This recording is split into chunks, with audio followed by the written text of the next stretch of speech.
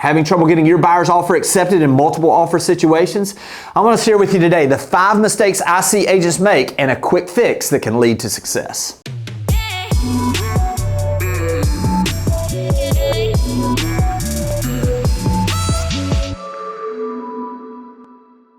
In many parts of the country, we continue to see tight inventory, which is leading to the A-type properties still receiving multiple offers.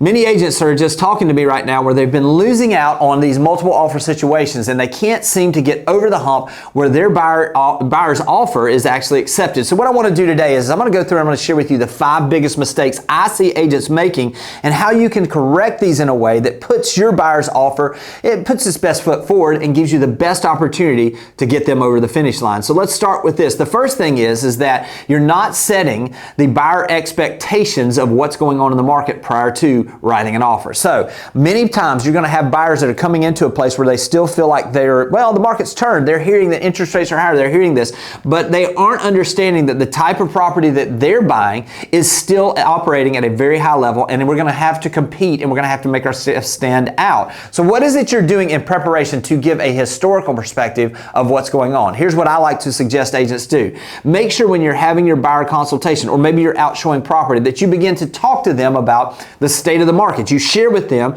some of the things that you've seen where you've had past buyers that had successes, and also share with them some of the past failures.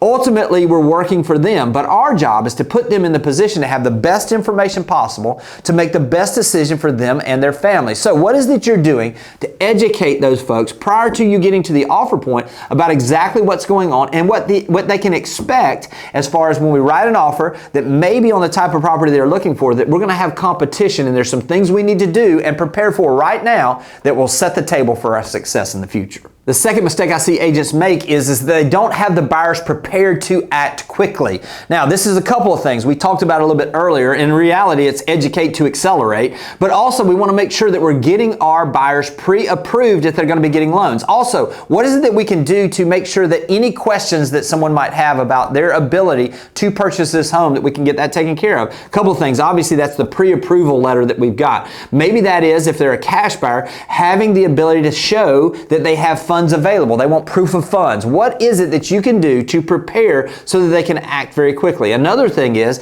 again, going back to preparing that buyer is that we've got everything in place and we let the buyer know that, listen, sometimes the first offer in is the offer that is going to get accepted because they have that first position. So what is it that we can do? We can set things up in a way where they're receiving immediate updates on specific types of properties. Have that set up where it lets you know and that buyer know. Again, these are high alerts. These give people the understanding of what's going on as soon as something hits the market. Also, what can we do to be finding and maybe preparing them in a way that they can be able to act quickly if we find something off market or that is ready to come onto market that is coming soon, where we can accelerate the process of getting our offer in front of that seller as quick as possible. What are we doing to give them the ability to feel comfortable with terms that are in the contract prior to? You see, if we can eliminate some of those things where we have as few questions as possible from that buyer and we have them prepared to act quickly. Maybe we've got everything prepped in there as far as all the types of offer things. We've already gone over the details of the offer with someone except for the price and the location and anything that we need on a specific property, but we've got everything already prepared that the second that we send that to them, they're ready to sign or DocuSign that document so that we can submit that offer as quick as possible. The third mistake I see agents make is that you think it's all about money. Listen, a lot of times it's not just about money for these sellers. So what is it that you're doing to call that listing agent to ask them if there's a specific time that would be ideal for these clients to come and to leave the house? Or are you asking them, hey, would it be of value to the person if we gave them an extra week to leave the house? You see, sometimes it's not just about the money, it's about the terms. Maybe it's something where they really need to stay in the house. They need a specific closing date. What is it that when you ask that listing agent, what it is that maybe some of those pain points are that you can add that into the offer? Oftentimes I'll hear agents complain, but our offer was actually had a higher price, but they took a different offer. Why is that? It's because sometimes it's not just about the money. It's about the ease of the transaction. It's about making it as palatable as far as we can for that potential seller. So what is it? Asking those things. And if they say, hey, listen, yes, it would absolutely add some value if we had the ability To have an extra week to move out of the house, it would take some pressure off this tight schedule for those folks. Why not add that into your offer? That's something that sets it apart a little bit. Why not come in there and say, hey, listen, we know that this is something that's specific date, so you put your closing date to be on the specific date that they need to have that closing done. You see, taking and asking the questions of that listing agent about what's truly important, time, effort, ability to have some flexibility, whatever that is, those things that they say is important, make sure that you put those in the offer, because that's going to make your offer stand out a little bit different than the other offers. The fourth step is you don't make your offer stand out from other offers. What is it that differentiates yours from every other offer that's coming in?